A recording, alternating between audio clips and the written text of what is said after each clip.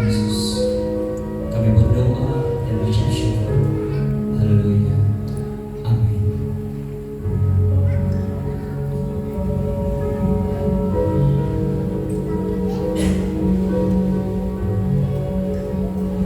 Kau benar-benar seterbaik kami Tuhan.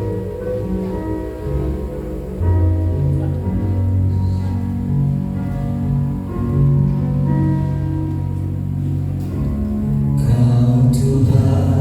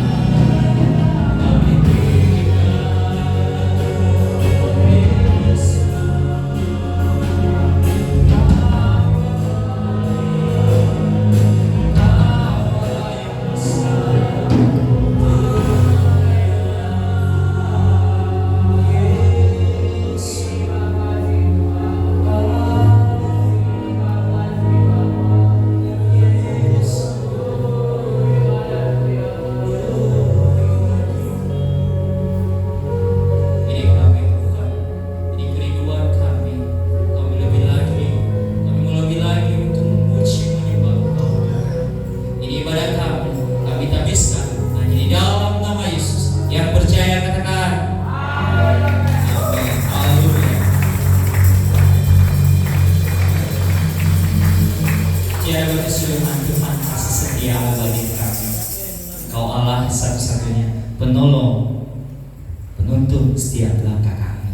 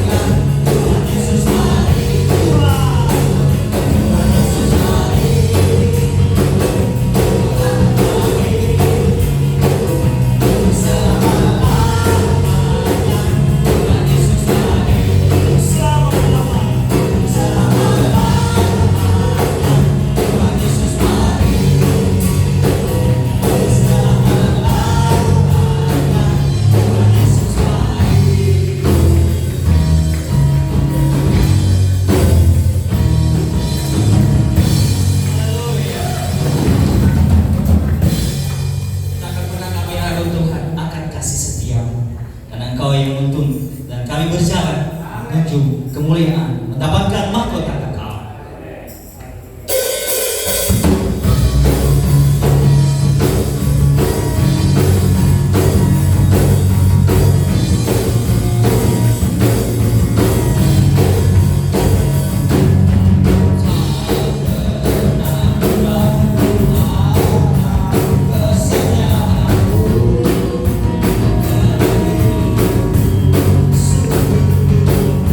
So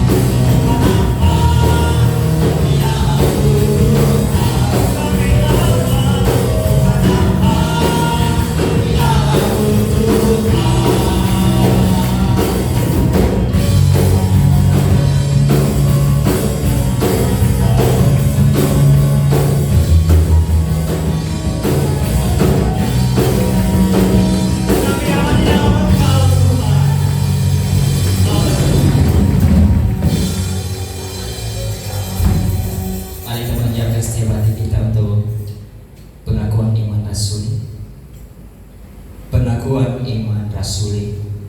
Aku percaya kepada Allah, Bapa yang Maha Kuasa, Khalik langit dan bumi, dan kepada Yesus Kristus, anaknya yang tunggal Tuhan kita, yang dikandung daripada Roh Kudus, lahir dari anak dan Maria, yang menderita di bawah pemerintahan Pontius Pilatus, disalibkan, mati dan dikuburkan, turun ke dalam kerajaan maut, pada hari yang ketiga bangkit pula dari antara orang mati, naik ke surga, duduk di sebelah kanan Allah, Bapa yang Maha Kuasa, dan akan datang dari sana untuk menghakimi orang yang hidup dan yang mati. Aku percaya kepada Roh Kudus, gereja yang kudus dan persekutuan orang kudus, pengampunan dosa, kebangkitan daging, dan hidup yang kekal. Amin.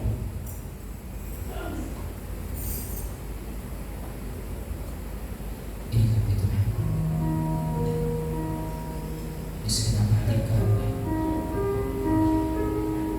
yang menyiapkan setiap lubuk hati kami dalam setiap dalam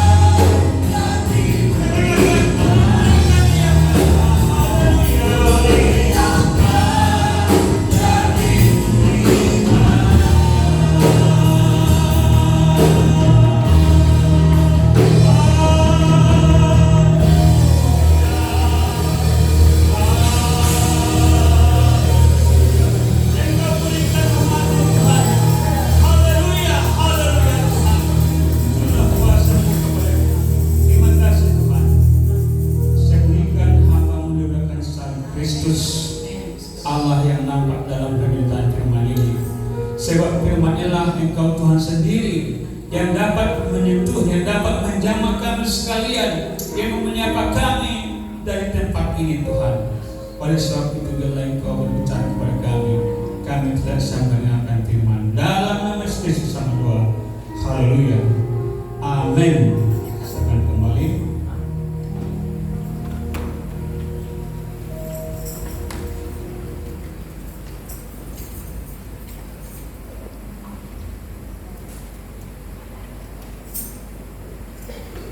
Shalom.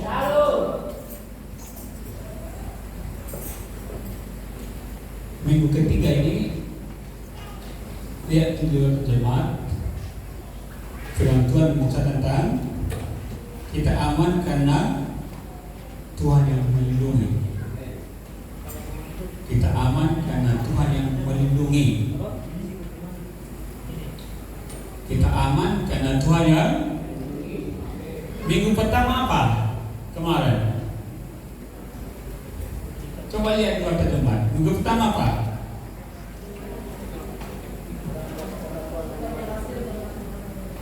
Oke, yang minggu kedua? Halo, yang ketiga? Kita aman karena Tuhan yang melindungi.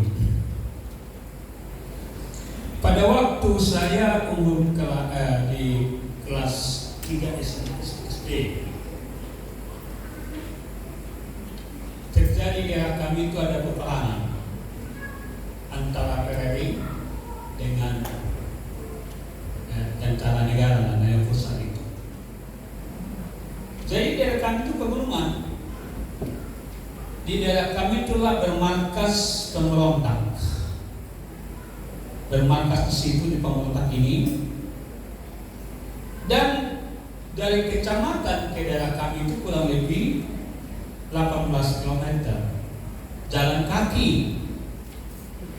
Nah, untuk memberantas pemberontakan ini datanglah tentara pusat itu dan kami berperang. Semua berperang, ada pokoknya berbagai macam alat senjata. Ada bom, ada bazooka, ada jengkel. Kalau jengkel itu ada kaki ini ditembak sampai ratusan kali.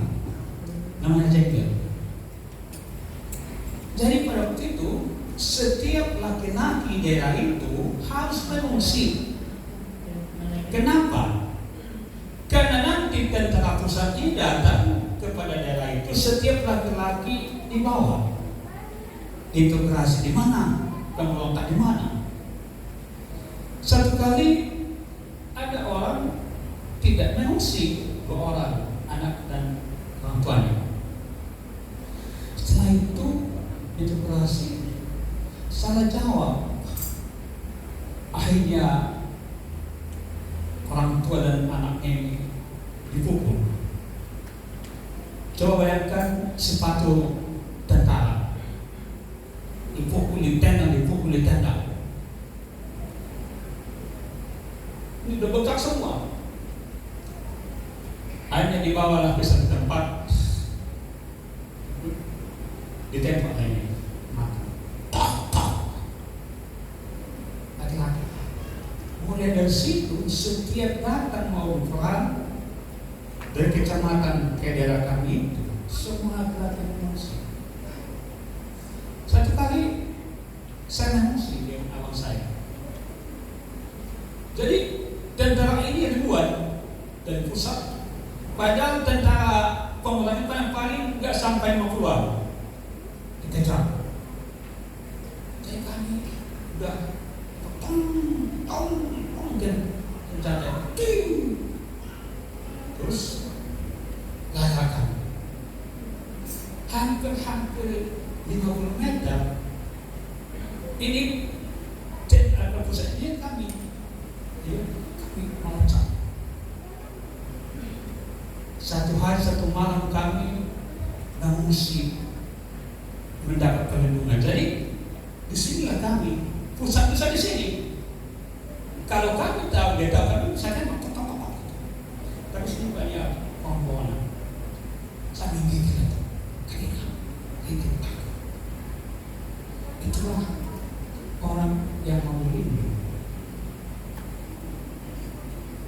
Coba putar dulu.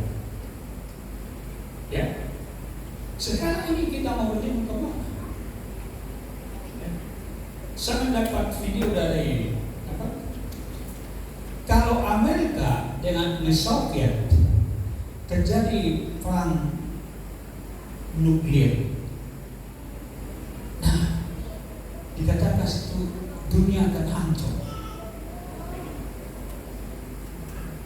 Nah, kemudian negara-negara adikuasa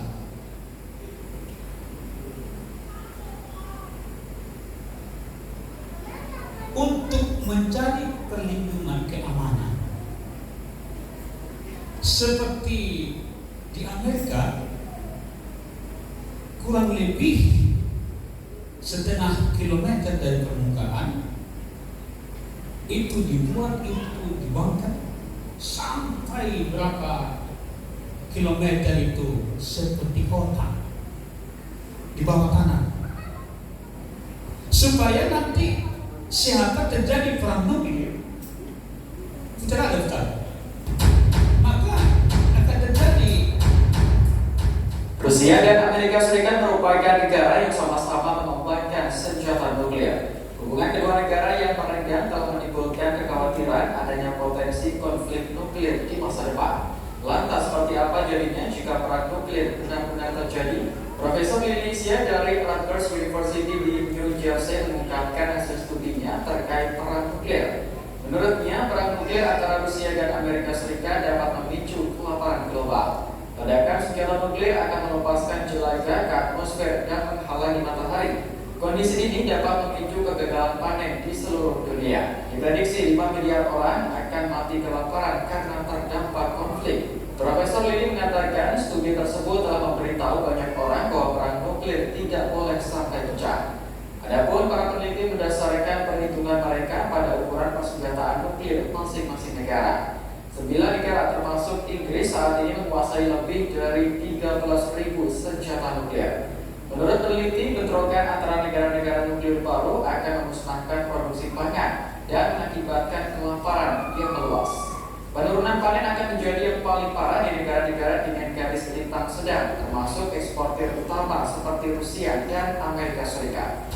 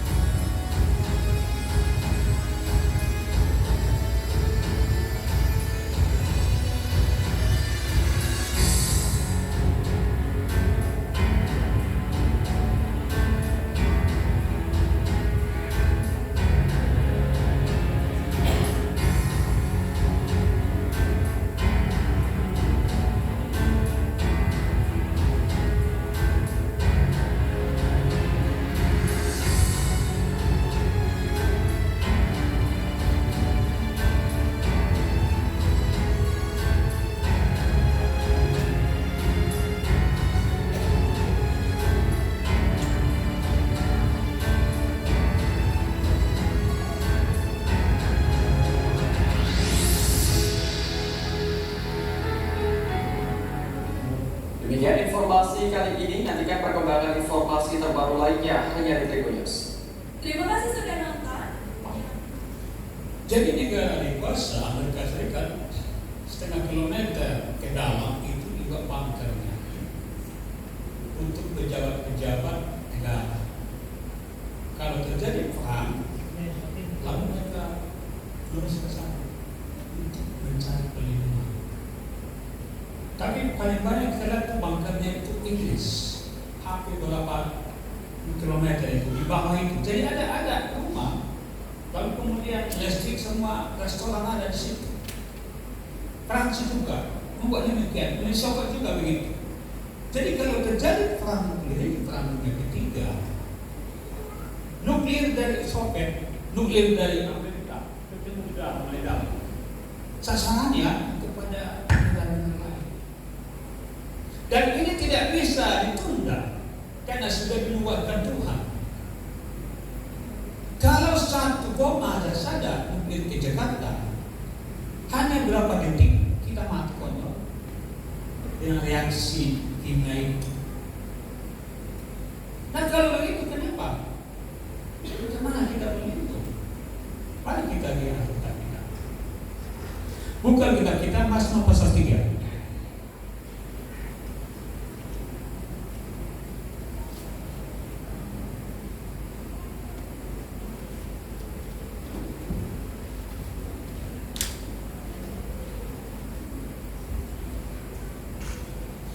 Mazmur pasal 3 ayat yang keempat.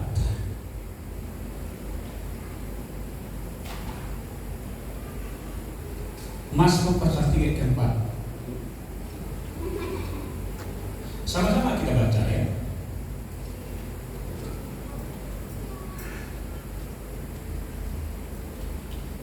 Satu, dua, tiga ya. Tetapi Engkau Tuhan adalah perisai yang melindungi aku. Engkaulah kemuliaanku dan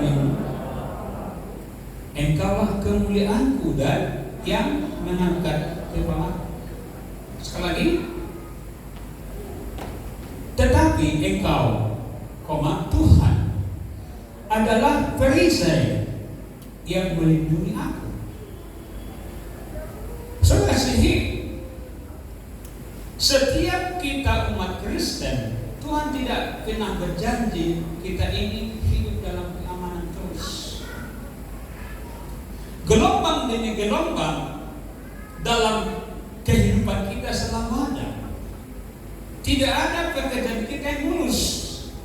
Tidak ada usaha kita yang mulus langsung berhasil. Ada kita lihat berbagai kritik gelombang yang kita hadapi. Itu Tuhan izinkan supaya kita sadar siapakah kita sebenarnya. Dan kata, Engkau Tuhan, perisaiku. Kesadaran Daud adalah dia tahu bahwa eksistensinya lemah. Engkau Tuhan, perisaiku. Itu. Jadi kita harus percaya kalau Tuhan itu baik dalam segala hal. Dia adalah Allah yang setia atas semua janjinya. Katakan amin. Walaupun kita terkadang sulit untuk melihat kebaikannya di tengah-tengah masa-masa sulit yang kita alami, tapi tetap Allah itu baik.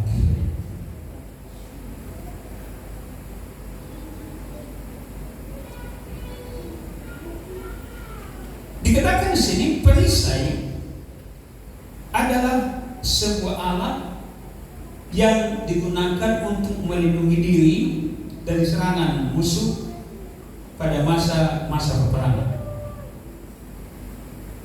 Kalau perisai itu seperti tampan ada dipegang pegangannya, di sini senjata. Kalau polisi kita lihat melindungi diri, kan ada itu dipegang begini. Jadi yang nanti terang, di sini pak terang, ada golok terang begitu dalam. Artinya perisai itu kalau dicabut dia, dipukul dia atau ditembak dia, ini perisai dapat melindungi sehingga orang tersebut aman. Itulah perisai. Dan kalian di sini bahwa musuh-musuh yang dilewati, yang dilawan oleh Daud, yang kita lihat terlalu banyak. Daud melihat Goliat dengan rasa percaya diri. Goliat dikalahkan. Dan Raja Saul pun setelah Daud menjadi raja, Saul iri hati mau membunuh Daud, dikejar-kejar kemana-mana. Tetapi dikatakan oleh Daud, Engkaulah perisai yang melindungi. aman dia. Kemanapun walaupun berperang, tetapi keamanan tetap dipegang dia. Tetap Daud merasakan aman dalam lindungan Tuhan. Bukan lagi perisai secara jasmani yang dibuat oleh manusia, tapi bagaimana Allah sebagai perisainya untuk melindungi dia, amanlah dia dan segala perkara. Bukankah kita demikian? Setiap pergumulan yang kita hadapi, masalah apapun, jadikanlah Tuhan sebagai perisai. Serangan setan datang kepada kita, katakan dalam nama Yesus, firman Tuhan. Itulah yang mengalahkan musuh kita. Jadi perisai itu melambangkan itu firman Tuhan. Itulah kita lihat senjata kita untuk berperang melawan.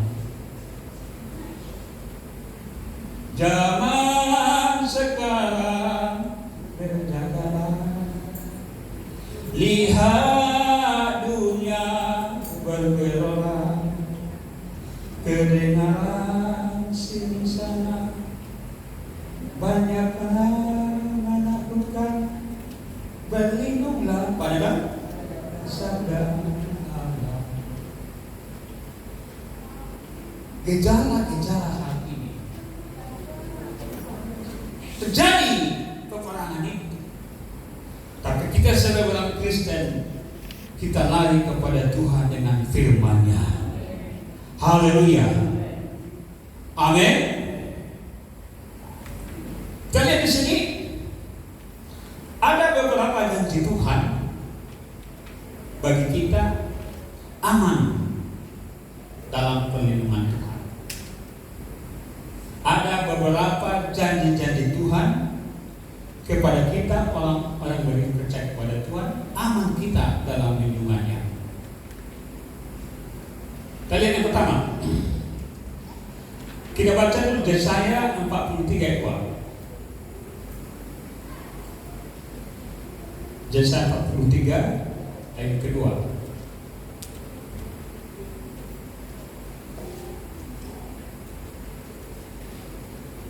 Sebelah sini dulu. Yesaya sebelah sini, Yesaya nanti jadi ada lagi berapa ayat ya? Yesaya 42 ayat 3 ya. Perhatian. Yesaya 43 ayat kedua. Sebelah kiri saya.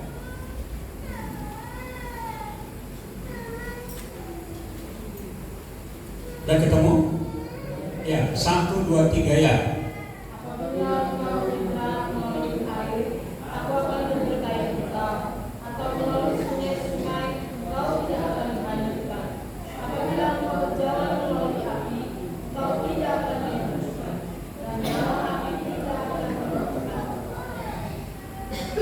Nah, bagaimana kita lihat bangsa Israel dilindungi oleh Tuhan? Ini suatu pernyataan dalam bangsa Israel begini: apabila engkau menyeberang melalui air, di mana pernah Israel menyeberang air? Ya kan? Kiri kanan gunung, di belakang Raja Firaun, di depan laut. Sudah buntu, tidak ada lagi harapan bagi bangsa Israel. Tapi kata Tuhan kepada Musa, ulurkan tongkatmu ke laut ini, terjadilah laut menjadi balik. Menyeberang ke seberang, dan orang Mesir mengejar bangsa Israel. Pasti kan ada itu. Air kembali seperti biasa, lenyaplah orang-orang Mesir pasukan Firaun itu. Orang Israel sudah sampai di sana. Itu makanya apabila engkau menyeberang melalui air, aku akan menyertai engkau, atau melalui sungai-sungai, engkau tidak akan dihanyutkan. Apabila engkau berjalan melalui api, engkau tidak akan dihanguskan, dan yang api tidak akan membakar engkau. Apakah enggak luar biasa Tuhan kita? Api tidak menghanguskan. Saudara pernah mendengar murid SMA dimasukkan di gua, dimasukkan di perapian. SMA itu sahabat Mesak Abednego, kan? Disuruh menyembah patung, tapi 3 istri tidak mau dia. Ditangkap, dia diikat, dilemparkan itu ke lautan api. Hanya kakinya itu dibakar, rambutnya, bajunya tidak. Justru ada 1 orang di situ berjalan-jalan, mereka 4 orang di situ. Bingunglah penguasa. Bukankah 3 orang kita lemparkan, sekarang 4 orang? Bukan sekarang kan? Itu. Kenapa siapa lagi 1 itu? Rambut, pakaian tidak terbakar seperti di rumah tadi. Karena Allah yang melindungi. Karena Allah yang aman dia. Jadi artinya Tuhan yang pertama, janji Tuhan kepada kita adalah Dia selalu ada untuk menolong kita. Dia selalu ada untuk menolong kita. Dari segi manapun pasti Tuhan kasih jalan keluar, solusinya. Asalkan kita tetap berdoa, berlindung, dan kita lari kepada Tuhan, pasti Tuhan akan melindungi kita sehingga kita lepas dari masalah itu. Yang pertama. Yang kedua, Matius pasal 24 ayat 42 dari tengah. Matius 24 ayat 42.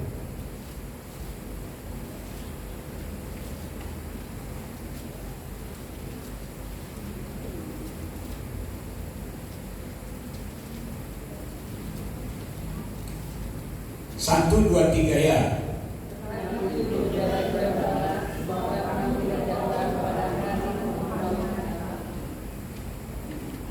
Katakan karena itu berjaga-jagalah, sebab kamu tidak tahu pada hari mana Tuhan datang. Yang kedua, Tuhan mengingatkan kita supaya kita berjaga-jaga. Kalau berjaga-jaga nggak tidur. Berjaga-jaga tentu bangun, tahu situasi kondisi, bangun, berjaga-jaga. Bahwa kita tahu Tuhan tidak menjamin hidup kita bebas dari masalah, tidak. Karena itulah Tuhan mau supaya kita sadar betul untuk tetap berjaga-jaga atas hidup kita.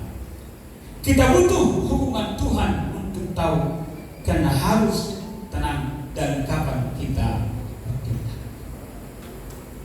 Hubungan kita dengan Tuhan berjaga-jaga. Musuh yang kita hadapi bukanlah seperti tentara. Katakan dalam Petrus, katakan musuh seperti singa yang mengaum. Siapa lemah imannya akan ditenang. Fight. Jangan kita bangga kita, oh sekarang iman saya kuat. Setan itu pintar untuk apa? Melalap kita supaya kita jatuh. Sebagai pebisnis, setan pakai kita dari bisnis itu supaya kita jatuh. Sebagai pelajar, setan pakai setan itu buat kita supaya tidak bisa lulus, kita lemah, tidak bisa kuliah, ada pengaruh. Orang lain sudah belajar, tapi kita sedang mencari di bawah. Tahu salah dia di sana ada kita. Dari aspek seluruh kehidupan kita itu setan begitu pintar untuk meneliti kehidupan kita dalam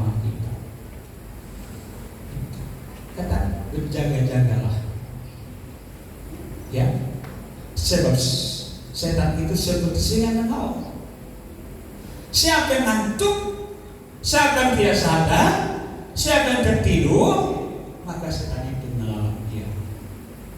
Terperangkaplah dia. Taulah, diperkosa setanlah dia. Gak berdaya. Kenapa katakan berjaga-jaga? Sebab kedatangan Tuhan tidak tahu.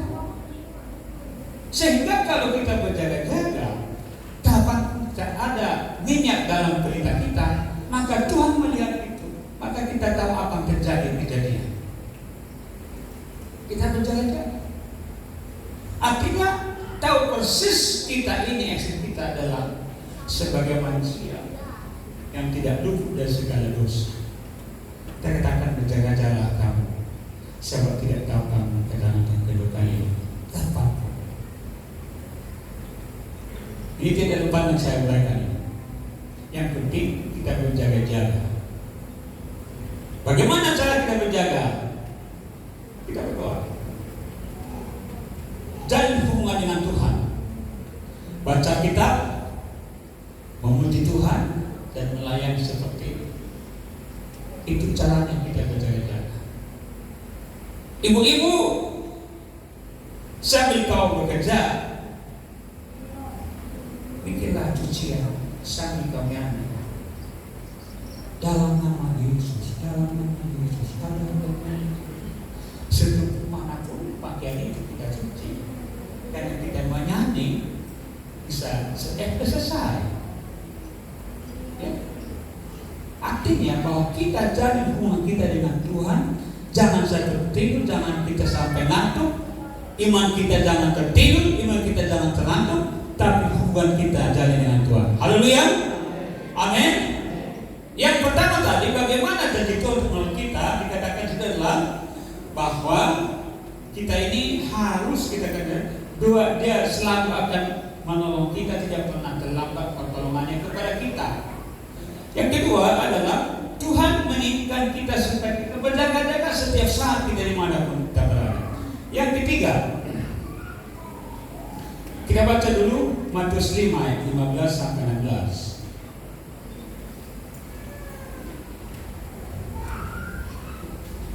Sebelah sini. Matius 5.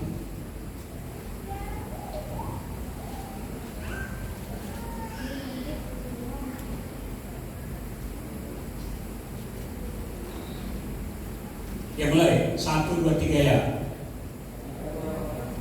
Sebelah sini, sebelah kanan ya. Matius pasal yang kelima 15 sampai 16. 1, 2, 3 ya.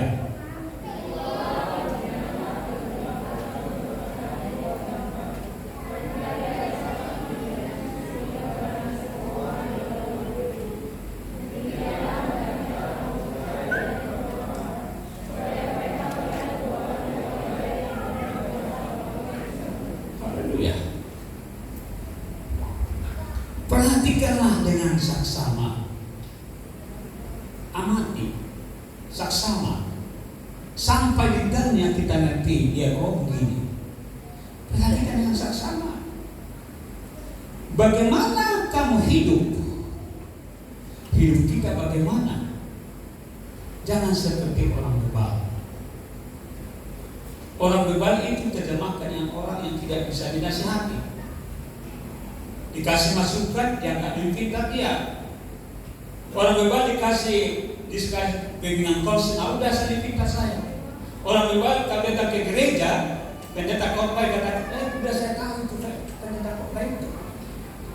Tidak bisa dinasihati bebal. Hidupnya bebal, tidak bisa dinasihati orang tua. Dari pihak manapun tidak bisa dari namanya bebal. Jadi jangan kita hidup dengan bebal. Amin. Pemuda-pemudi jangan hidup dengan bebal. Ingat nasihat orang tuamu, nasihat dari ibumu, dengarkan. Nasihat dari guru dan dosen, dengarkan. Jangan kita menjadi bebal.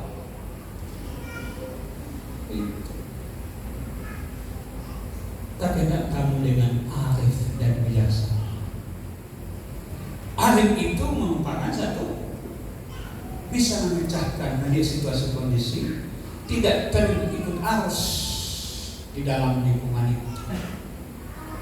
Orang lain mabuk ya mabuklah, dia nggak terikut. Orang lain manjuri dia nggak terikut. Sama kita lihat bahwa orang lain terikut, tetap dia ikut iman yang kuat, tidak terbawa arus, arif dan bijaksana. Nah itulah yang tidak Tuhan kepada kita. Jadi yang ketiganya adalah Tuhan mau kita siap menghadapi masalah apapun, siap menghadapi. Badai hidup seringkali datang tanpa bisa kita tebak. Kadang-kadang datang pagi-pagi, kadang-kadang kita naik motor disenggol kita, kadang-kadang kita sedang tidur, istri kita ngomel-ngomel terus, kadang-kadang kita sedang belajar, datang.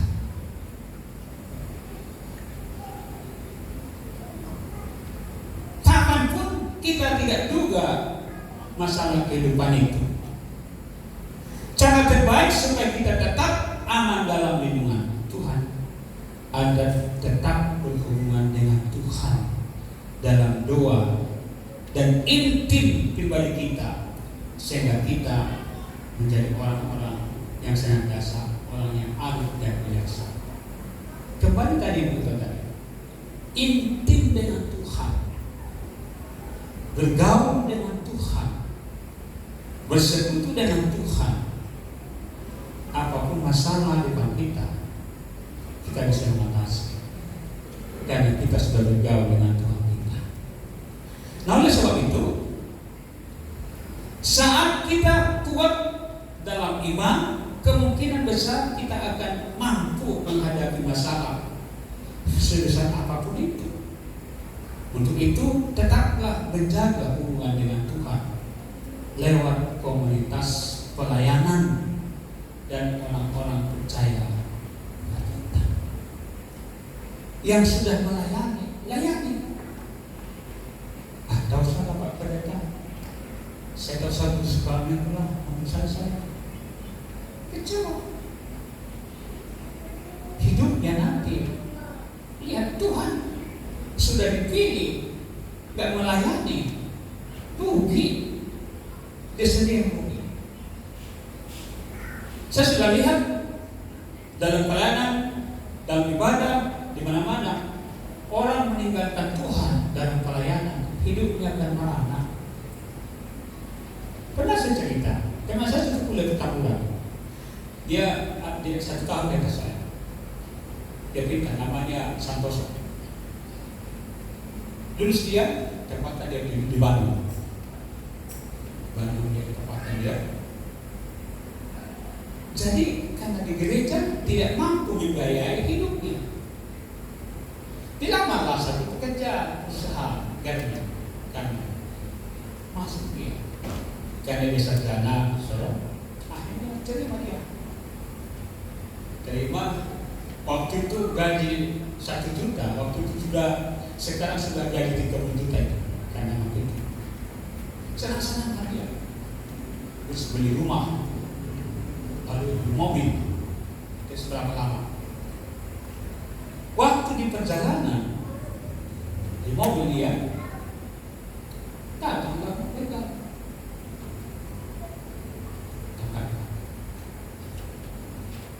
Suruh turun. Gak mau dia, dipecahkan kaca mobil, ditarik dia, tarik. Sudah tahu, seluruh dari sini keluar ususnya, darah bercecah. Dibawalah ke rumah sakit. Hampir 1 bulan tidak sadar. Belum mulai sadar. Lalu saya ngomong, hanya satu perkataan dia, Tuhan, kembalikan aku hidup. Saya akan kembali melayani Tuhan. Saya tinggalkan pekerjaan saya. Saya langsung Sebutkan dia. Bagaimana hidupnya itu jauh dari pelayanan. Pada itu juga itu tahun 1995 kami saya ketemu dia di Ngawi di Jawa Timur. Bagaimana kan? Jadi kalau dia sendiri yang cerita sama saya begini kejadian saya. Kami langsung ke Bali satu keluarga. Dia cerita dalam pelayanan dia. Untuk apa yang pelayanan dia. Saya sudah kaya punya rumah, tapi Tuhan ajar saya di satu orang di Begama 1 bulan saja saya. Setelah selesai Tuhan, aku kembali melayani Tuhan. Jadi setiap masalah dalam hubungan kita itu, Tuhan melindungi kita kalau kita dekat kepada Tuhan. Layani Tuhan yang baik, katakan amin. Ini Tuhan yang baik, katakan amin. Setia, baca firman Tuhan, berdoa, jadi hubungan hidup dengan Tuhan, maka kita bersiap-siap menjaga itu. Maju berperang, bukan melawan manusia, tapi melawan setan itu. Yang keempat, kita baca Mazmur 46 ayat 2. Sama-sama kita baca ini.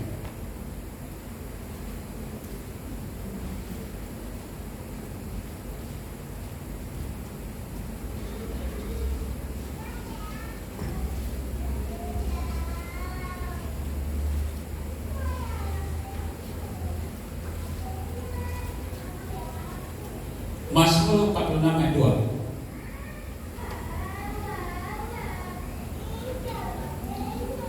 Satu, dua, tiga ya. Sebab itu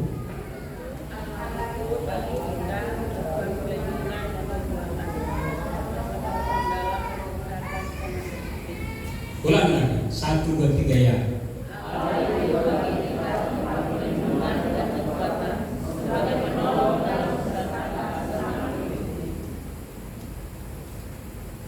Allah itu bagi kita tempat perlindungan dan kekuatan. Allah itu bagi kita tempat dan perlindungan.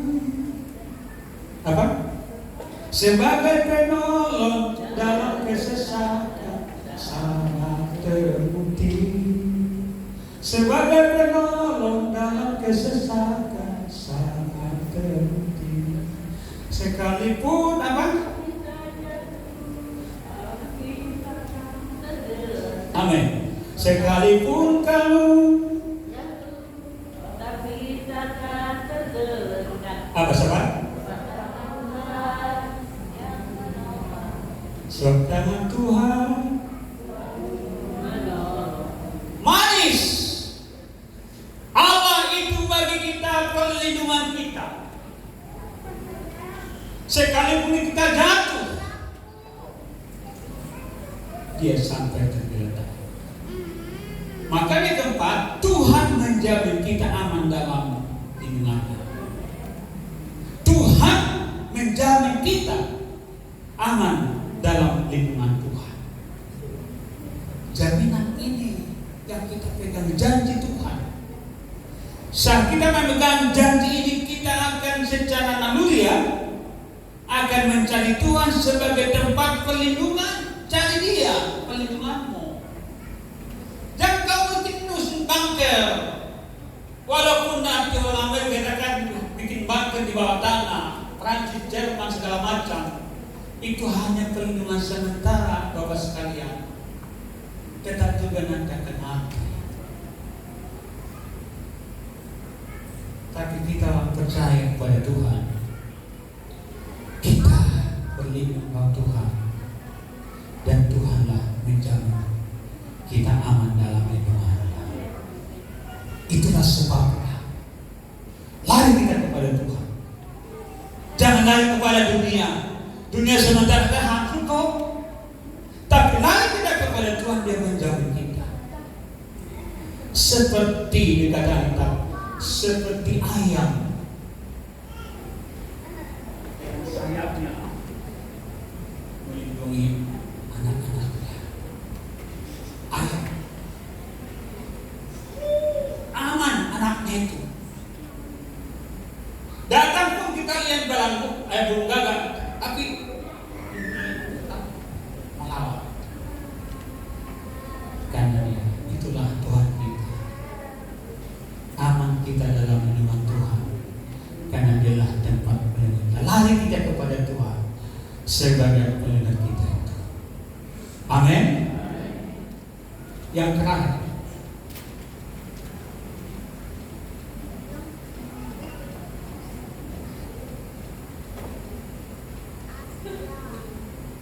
Yesaya 59 ayat 19.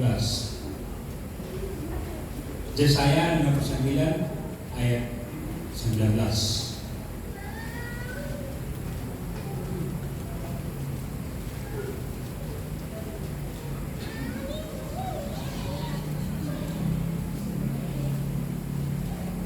Yesaya 59 ayat 19.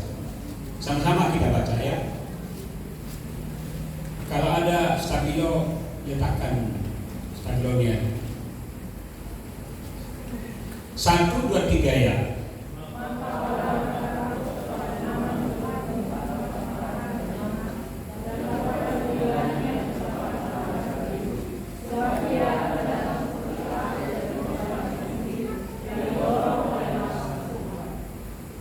Sebagai kelima, Roh Tuhan melindungi kita. Sebagai orang percaya, kita akan tetap aman dalam Tuhan pencipta kita itu. Itu jaminan. Memang dia nggak kelihatan seperti secara jasmani. Tiba-tiba datang ke dunia ini dan menampakkan dirinya. Tetapi Tuhan akan berkarya lewat Roh Kudus yang diam di atas kita. Tuhan mampu melakukan segala sesuatunya atas kita, sama seperti Dia melakukan hal-hal besar atas Abraham, Ishak dan Yakub. Makanya Allah Abraham, Allah Ishak dan Yakub, 3 kali. Hal-hal yang besar Dia lakukan. Bagaimana Allah menolong Abraham, menuntun dia dari Takdim ke negeri Kanaan? Dituntun tanpa ada kita lihat baik, tanpa ada yang menunjukkan jalan, tapi Tuhan menuntun dia. Langkah Tuhan, langkah itu dituntun oleh Tuhan.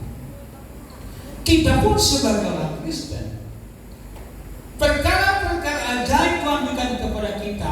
Kalau Tuhan kita pegang terhadap suara Tuhan, maka kita akan tetap berlindung Tuhan. Tuhan pasti kasih kita jalan yang terbaik. Saya pernah ceritakan, pada waktu hari Idul Fitri, saya sedang melancong ke Bandung sambil pelayanan. Jadi pada waktu itu berduyun-duyun orang mau pulang ke Jakarta. Bukan seperti sekarang banyak kendaraan, enggak. Ada tali supaya antri sampai beli-beli berangkat. Dulu melalui puncak, tidak ada lain, harus melalui puncak itu.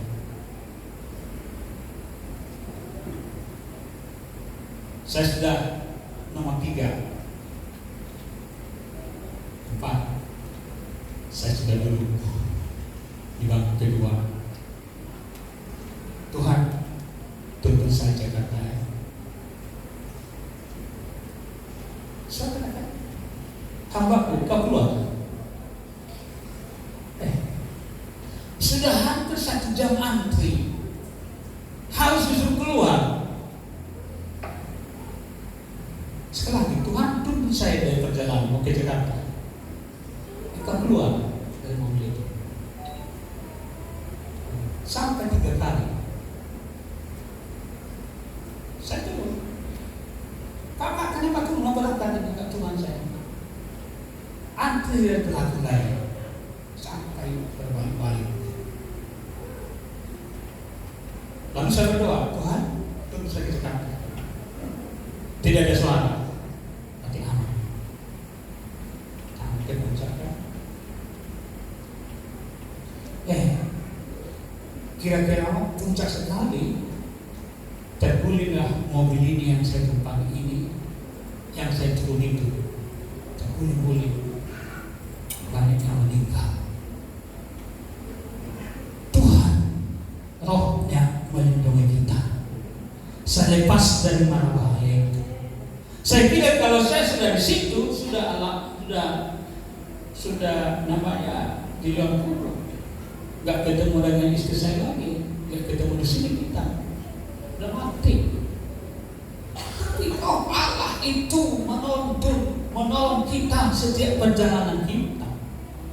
Dialah Allah yang menolong kita, memberitahukan kepada kita apa yang akan terjadi di depan kita. Kalau kita peka dengan suara Tuhan, pasti Tuhan akan menuntun yang terbaik bagi kita. Itulah pertemuan Tuhan. Ada 5 janji Tuhan kepada kita. Kalau kita sebagai anak Tuhan percaya kepada yang pertama tadi, Dia selalu ada untuk menolong kita, selalu hadir, merasa Dia hadir di mana kita berada. Yang kedua, Tuhan mengingatkan kita supaya kita berjaga-jaga. Setiap saat kita dan iman kita harus bangun terus. Yang ketiga adalah Tuhan mau kita siap menghadapi masalah-masalah apapun yang akan datang, karena kita pelengkap oleh Tuhan. Lalu yang keempat, Tuhan menjamin kita aman dalam lindungannya. Yang terakhir, Roh Tuhan selalu memberikan menolong kita, melindungi kita dimanapun kita berada. Katakan amin. Ada seorang wanita, maaf, dari Muslim. Lalu dia pacaran sama orang Kristen.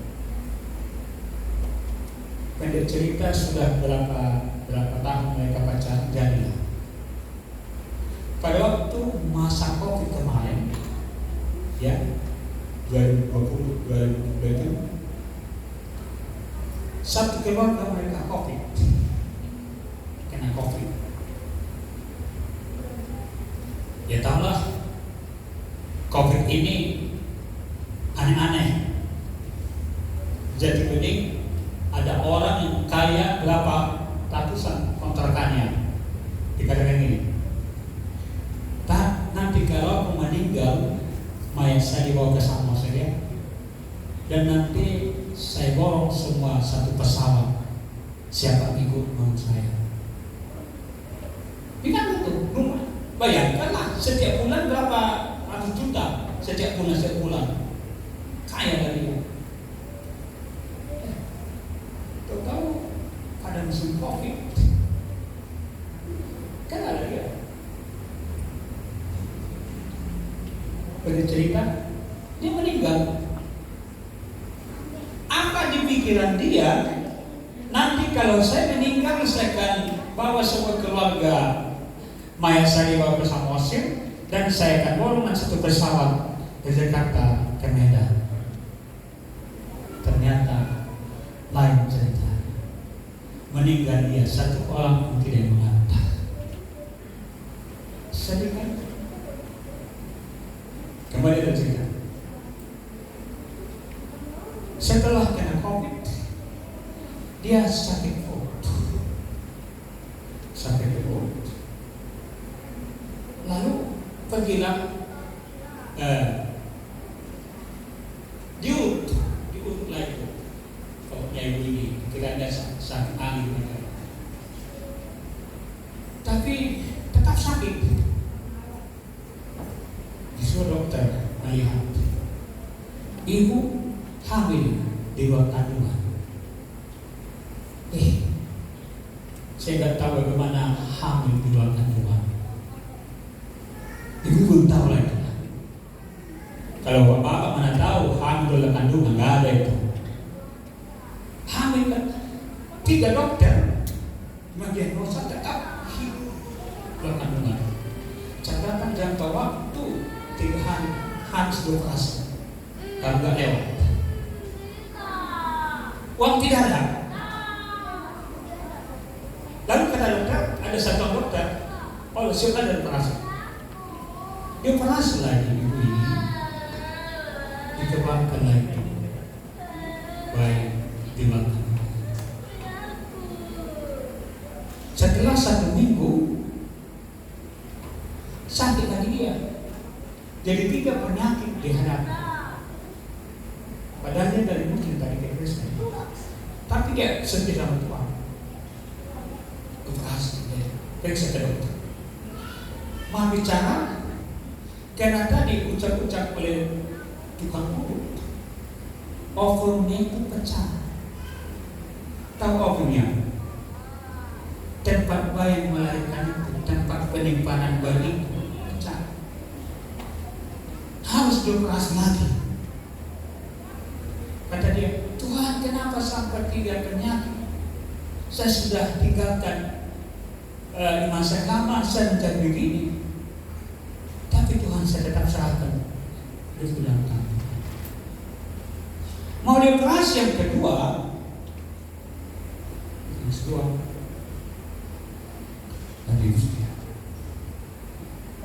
disitulah dia melihat awan dalam satu terang.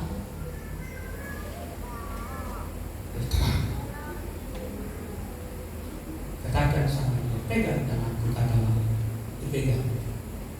Kamu. Katakan, saya waktu itu saya tak tahu apa jadi saya tidak. Tapi saya dipegang tanganku ini, rasanya dingin. Ada kepercayaan, kedamaian, keamanan terjadi dalam hidup saya. Saya dipegang, tidak mimpi, tapi dilihat. Apa kata orang ini? Sayalah menolong, akulah Kristus menolong kamu. Engkau telah meninggalkan imam yang lama, sekarang akan menolong kamu. Sejak saat itu sekalian, pulihlah hidupnya. Dilihat lagi Bapak di diagnosa itu, ovum yang pecah itu sudah pulih kembali seperti biasa, tidak dioperasi. Itu kenapa? Karena Tuhan yang menolong hidup kita. Amin. Tuhan yang menolong kita. Yang jelas kita percaya, dan setelah hidupnya ini ditolong oleh Tuhan, selanjutnya dia tetap melayani dengan baik kepada Tuhan. Sampai saat ini dia tetap melayani Tuhan dengan baik di satu gereja, dan kalian dipakai Tuhan luar biasa. Allah menolong kita. Kita inti dengan Tuhan sampai Tuhan tetap menjaga kita. Ada jaminan Tuhan ada di mata. Mari kita berdiri.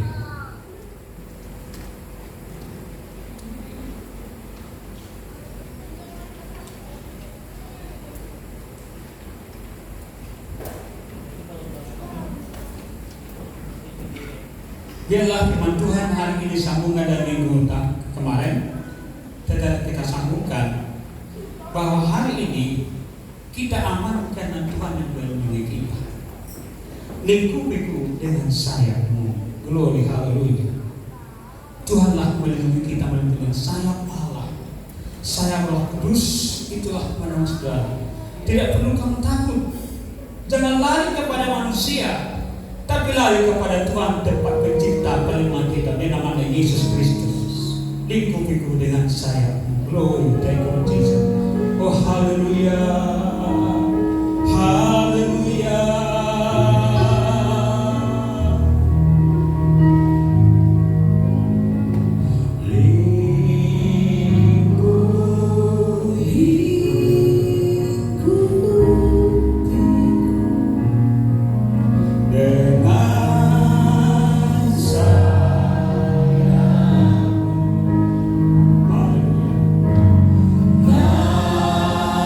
Oh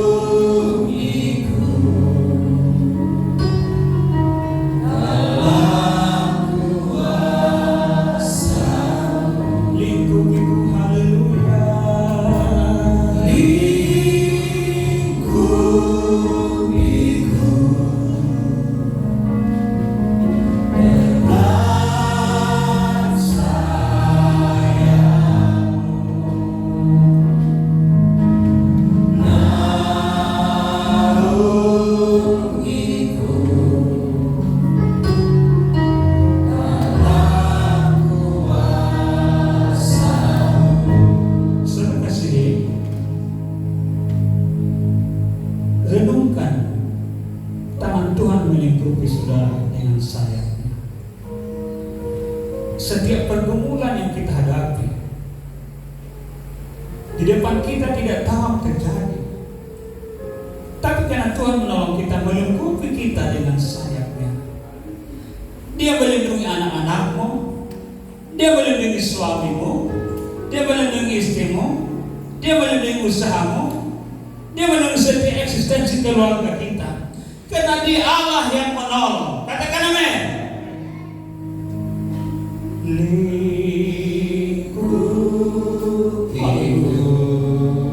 Pandang kepada Yesus. Lari kepada Dia. Haleluya.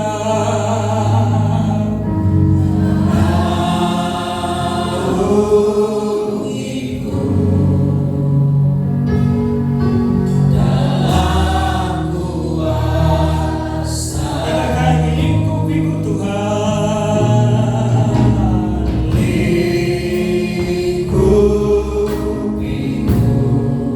Haleluya.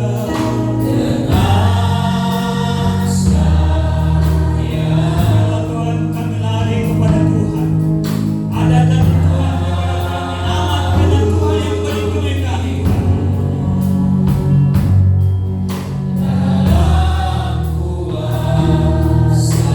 Di saat badai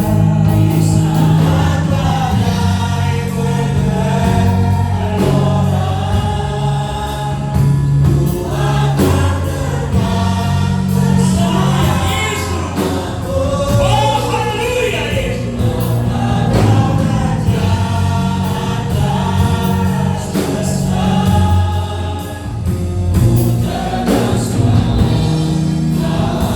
Di saat badai bergelora, haleluya. Pandang kepada Yesus. Di saat badai bergelora,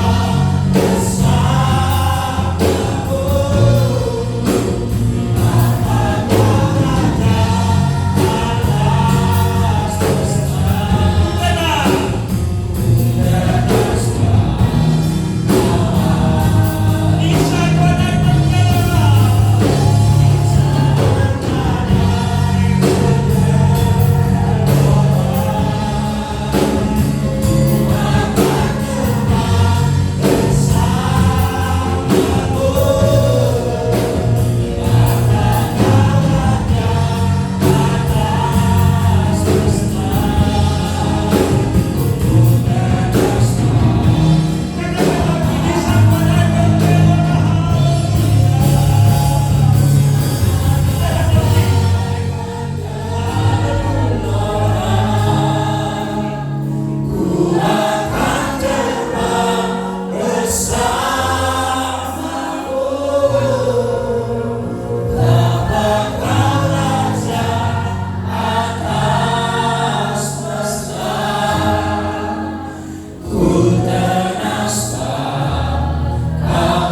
jangan sama-sama di saat badai bergelora.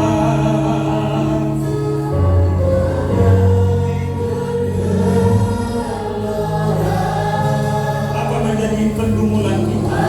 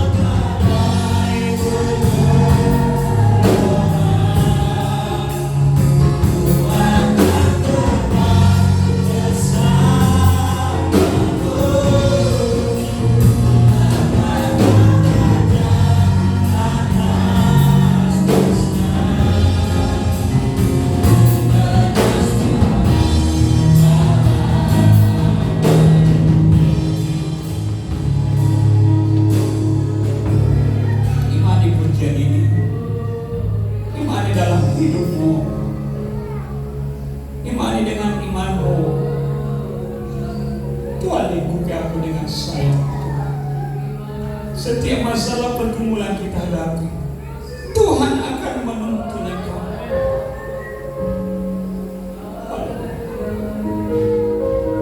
Letakkan tangan kiri di atas dadamu, angkat tanganmu sebelah kanan, angkat kepada Yesus. Pandang dia dengan wajahnya, Tuhan tolong aku, lindungi aku Tuhan dalam masalah ini. Berikan solusi buat saya Tuhan untuk masalah yang saya hadapi. Tuhan pasti tolong berikan solusi kepada kita. Liku, angkat tanganmu sebelah kanan, letakkan tangan kirimu di atas dada.